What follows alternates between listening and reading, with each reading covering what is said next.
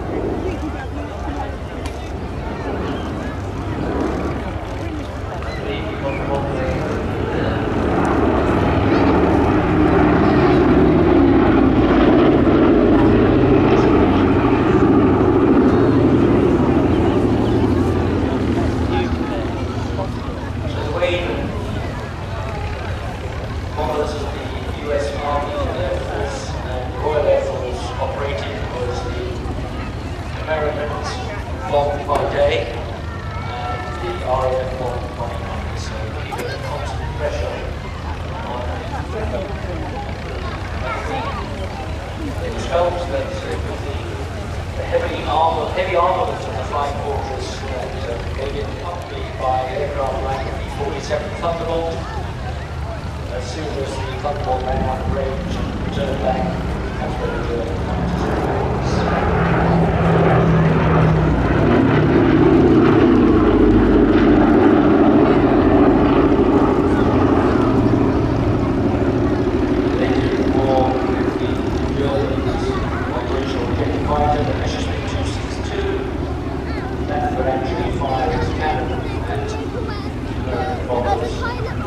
Yeah, we have it.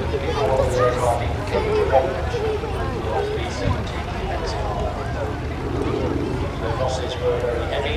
That was ameliorated when the B-51 Mustangs came on with their range, with their drop tanks, which meant that they could actually accompany the bombs all the way to their targets.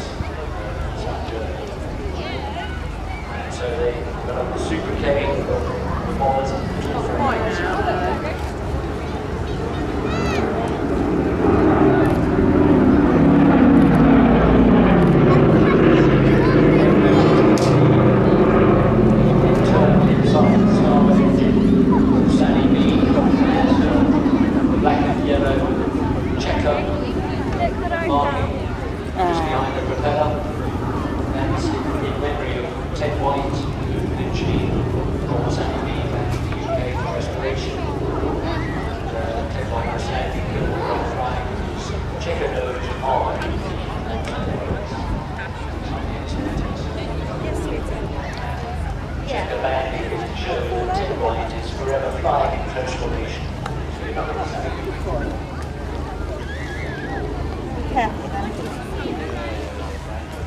The aircraft has a maximum speed of 287 miles an hour at 25,000.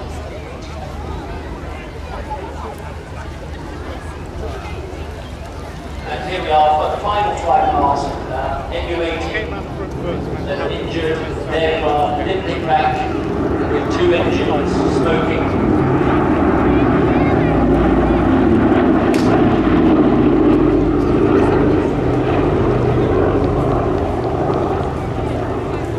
Returned in that condition and shot up with great holes in them as well.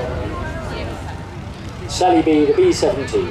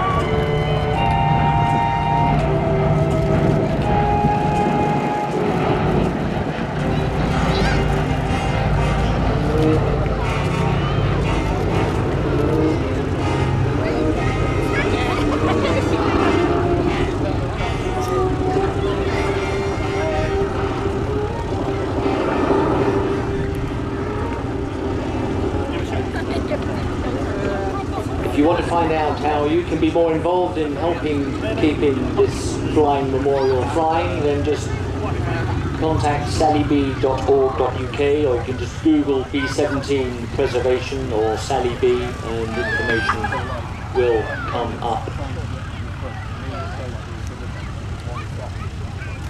She's piloted today by Andrew Dixon as the captain and the training officer, and first officer and engineer is Daryl Taptive.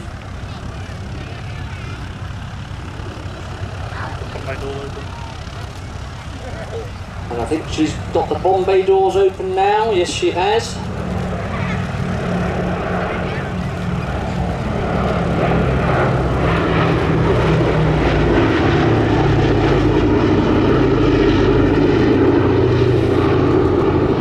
Although similar in size to the RAF Lancaster, the bomb load was nothing like what the Lancaster could carry. I think it was around 4,000 or 5,000 pounds compared to a typical Lancaster bombing load of about 14,000 pounds. And for special missions like the Dam Busters raid and like dropping the Grand Slam and Tall Boy bombs, which were all designed by Barnes Wallis, it was 20,000 pounds worth of bomb could be carried in the Lancaster.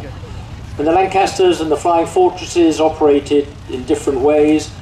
The RAF bombed by night, the Lancasters by day, because it was felt that with the armament that gave the aircraft its name, the Flying Fortress, it could defend itself when in a formation, defend itself against German fighters. Unfortunately, that didn't prove to be the case. Escort fighters were required by the Allies, but they only had a certain range. They were typically the P-47 Thunderbolt. There's the bomb bay still open there. But the P-47s could only accompany the B-17 so far into Germany, not all the way to the target. So of course the German fight interceptors would just wait until the Allied fighters peeled away, and then they'd go for the bombers. When the Mustangs came along with their drop tanks, that meant that they could accompany the bombers all the way to the targets in Berlin and Romania, oil production facilities. So that made a difference. But then along came the jet Messerschmitt 262, which could actually engage the B-17s while still outside of the range of the B-17's defensive 50 caliber armament. So very heavy losses that they endured.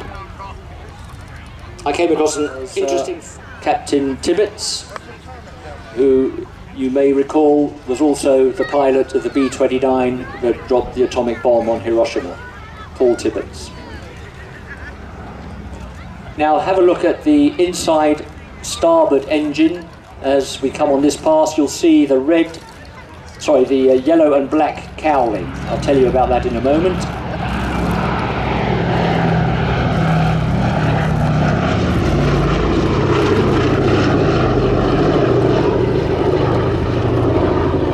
That was the design that adorned the nose of the Harvard aircraft owned and flown by Ted White, who had brought the B-17 from France to the UK.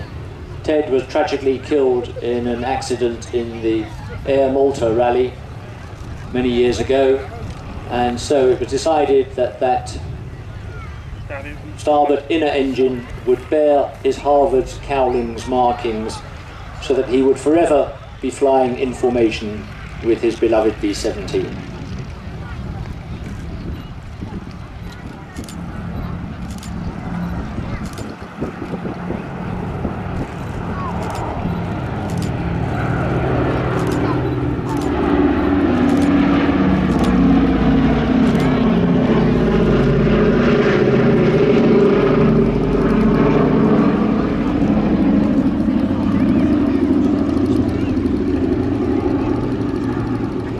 Powered by 4 Wright Cyclone engines. The B-17 had a typical cruise speed of around 280 miles an hour.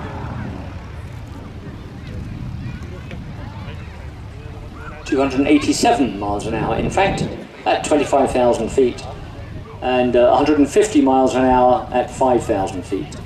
She could climb to 20,000 feet in 37 minutes. Now coming in for the last pass, with smoke streaming from the port engines, this is the site that would have greeted many of the home base airfields as damaged bombers, shot up bombers, limped back to base. So here, as a tribute, a flying memorial to all those of the US Army Air Force, the Mighty Eighth.